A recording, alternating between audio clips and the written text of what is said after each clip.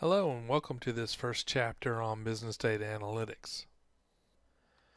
For this first chapter, we're going to talk about decision making, define what business data analytics is, talk about the different categorizations of analytical methods and models. We'll also discuss a little bit about big data and then how business analytics is practiced today, especially how it can be used in some of your different majors. So with the introduction, there's actually been three different developments that have gone on to make analytics a very hot opportunity right now. The first one is the development of different technologies. Those technologies have allowed us to scan or capture data faster. And so you see here scanner technology, any kind of e-commerce on the web that we're doing, social networks, and then also all the electronic devices that we currently have that allow us to capture data from that. So the question then is, what are we going to do with all this data? So what businesses wanted to do is use it to improve their efficiency and hopefully make more money by looking at that data and see how they can reduce costs or gain an advantage somehow over their competitors. The second thing that's happened is that the speed of computers has increased. We've got cheaper storage now, and that has allowed us to capture more data. In the past, when we designed databases, they designed databases so they only captured the data that they needed for the operations they were looking at. Now, when they design databases, they might capture information that's just barely related to what they're working at because it's so cheap to capture it. And so that means that we're using or capturing more and more data and it needs to be analyzed. So with the faster computers, we've gotten faster algorithms that will optimize our models and then also do faster simulation. And then this last little bullet here, we've got more and more software that's out there that will help us visualize the data. So like in Excel, we've got charts and we've got all kinds of different charts that we might use.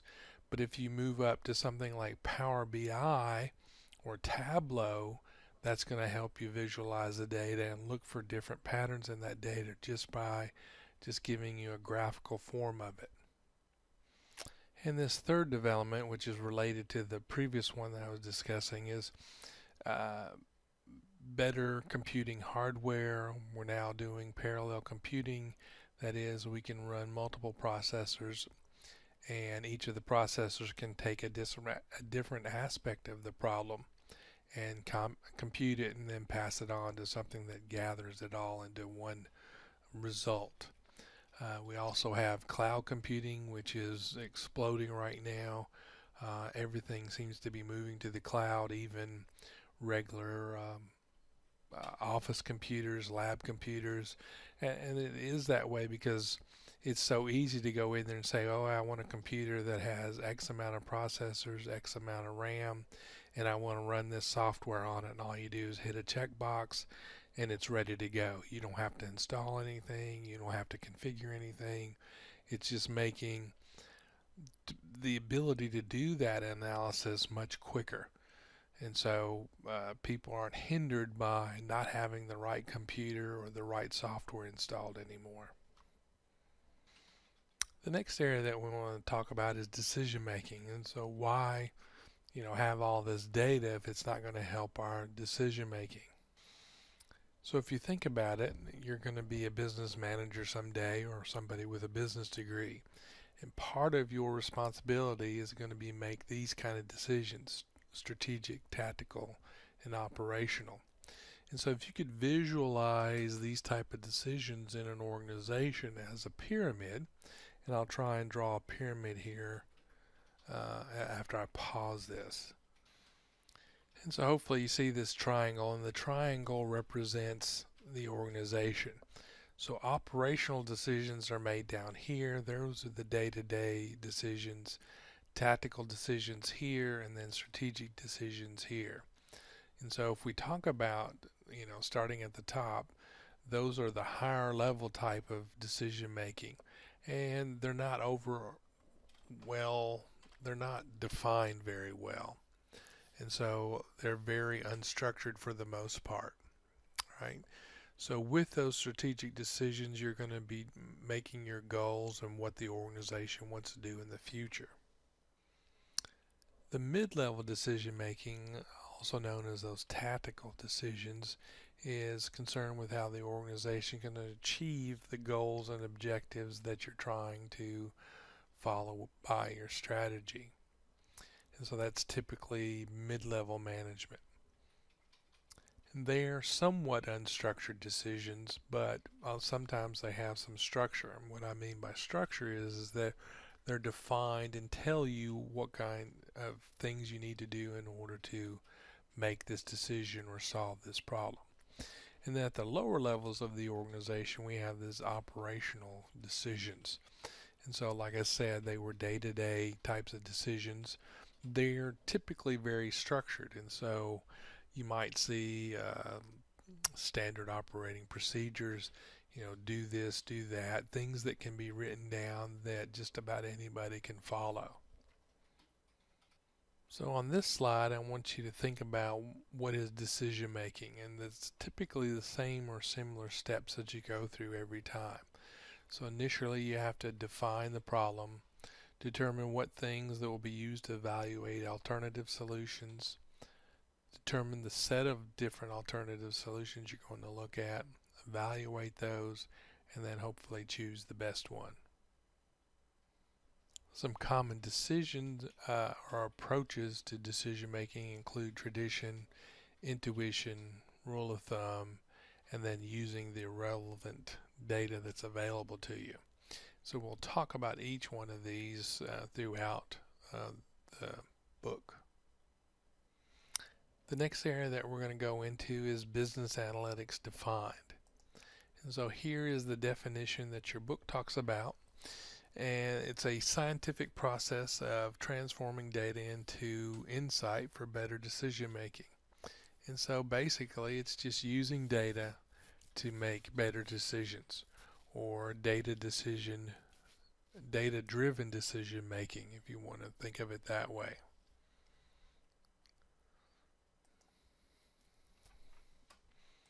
And I would go back and look at, a couple of slides earlier.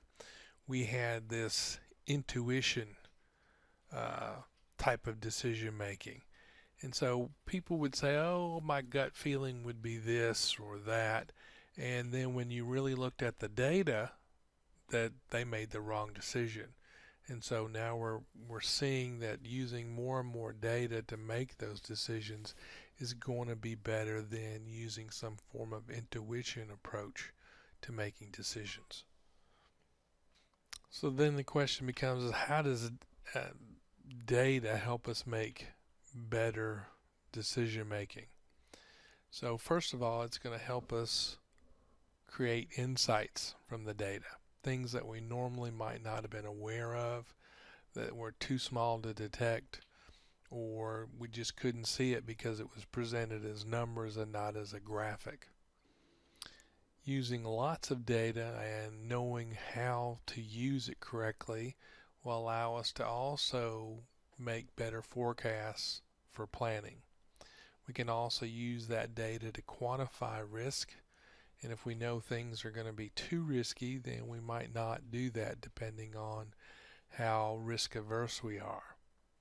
It's also going to help us come up with better alternatives so that we can then optimize our decision making. Since this is an overview chapter, the next thing we'll be looking at is the different categorizations of analytical methods that we have, and we'll talk briefly about each. But basically, for the most part in this class, we'll be doing descriptive analytics. For those of you that want to go on and learn a little bit more, we have classes in predictive analytics and prescriptive analytics. So what do we mean by descriptive analytics? So it's a set of techniques that describes what has happened in the past. So you're looking at all the data you've collected, and those things might be data queries, some reports, if you've ever done any descriptive statistics. So that might be things like frequency that you have, how many people answered the question this way, or how many people answered a Likert scale of say 3 or 4. That's an example of descriptive statistics. Then we have any kind of data visualization. Most of you might have seen some dashboards, but dashboards are a graphical representation of the data that shows you, where we're at, what has happened in the past, and it's not giving you any information on what you should be doing. So it's just showing you what the data has done in the past. So it might be sales to date, and or traffic to date, how many people have come in today, what are the sales today, and it give you in a little visual format. Another area that kind of spans two different areas, which is this predictive analytics, is data mining. We'll say more about that here shortly. And then something you should have been exposed to in your Excel classes is this what if analysis that we get. So that's all part of this descriptive analytics. All right. For those of you that aren't familiar with each of these examples, we've got some more information here. So a data query is just pulling information out of a database, and you'll typically use a language to do that, and that language is called SQL. And so an example might be, if you had to type out the command line, would be select first name, last name, age from employee, and where employee would be the table inside the database where that information resides. A little more in depth on data dashboards. That contain tables, charts, maps, any kind of summary statistics. Those could be counts, averages, max, mins, those sort of things. In terms of what we mean by data mining, we're looking for patterns and relationships that exist in the large data sets. Large data sets might be, some people might think of 10,000, some people might think of 10 million records.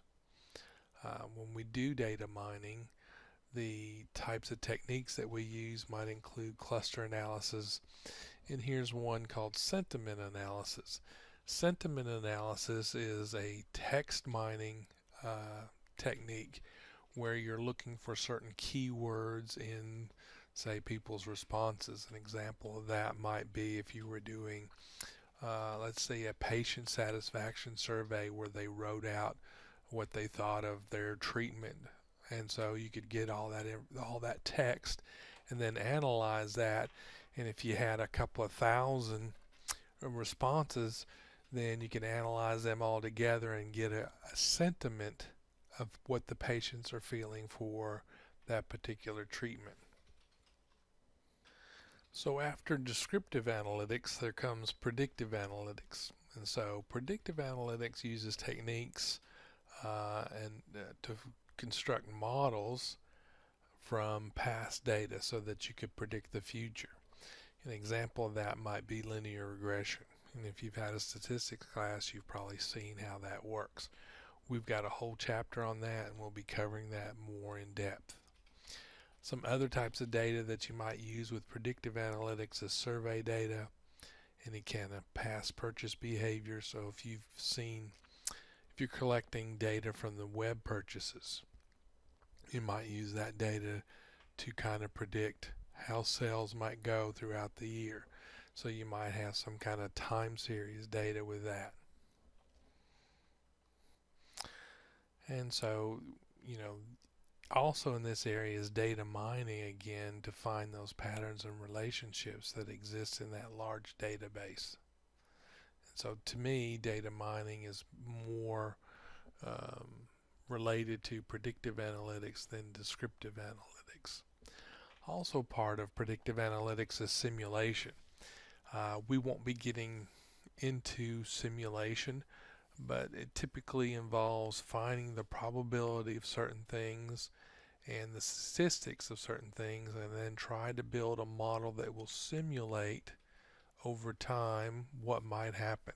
So an example here might be if you are working in finance and you wanted to simulate what might happen to the stock market over the next 10 or 20 years.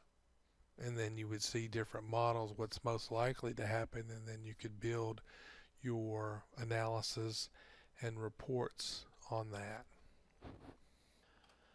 The last category of analytics is prescriptive analytics. And prescriptive analytics indicates the best course of action to take, so that's its outcome. And so it might provide a forecast or prediction, but it does not provide a decision for the decision maker to make. Also in this category, you would have forecasts. And when a forecast or prediction is combined with a rule, then it becomes a prescriptive model. So then that's part of the prescriptive analytics. And so then it's this rule based on what to do, or the best, or what best course of action to take, that becomes this prescriptive analytics. And so a lot of models that you might see might be rule-based models. To me, an example might be what's the best way to send a package on a Tuesday. You know, different carriers charge different amounts for different times of the week, and it also depends on the weight of the item that you're trying to send, and then also where you're trying to send it. And so different rules might be derived in order to determine which way to send that's going to be the cheapest. Some other things that you may hear from your discipline are the different types of models that are out there and how they are really just prescriptive analytical models. So we have a portfolio model that might be found in the finance field, a supply network or design models in operations, price markdown model in retailing. These are all kinds of prescriptive analytics.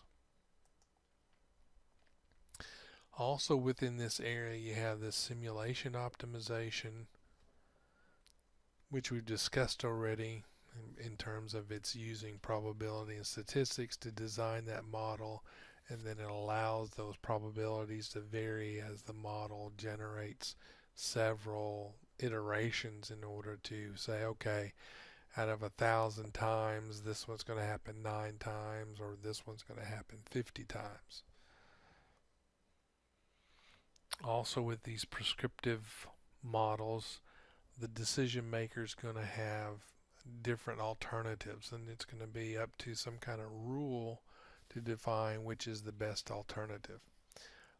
These models also employ utility theory, which assigns a value to the outcomes based on the decision maker's attitude toward risk, loss, or other factors. And so that means, you know, some people might have the ability to take on more risk or want to take on more risk. So the model for them might be totally different from somebody that wants to take on less risk. And when I talk about this, I always think of finance, where somebody who doesn't want to have all their money in, say, one stock, then, you know, they want to diversify so they have less risk, or that risk is spread out. And so that becomes part of this prescriptive analytics. So I'm going to pause right now, and when we come back, I will do the second part of this chapter, and we'll be starting with big data.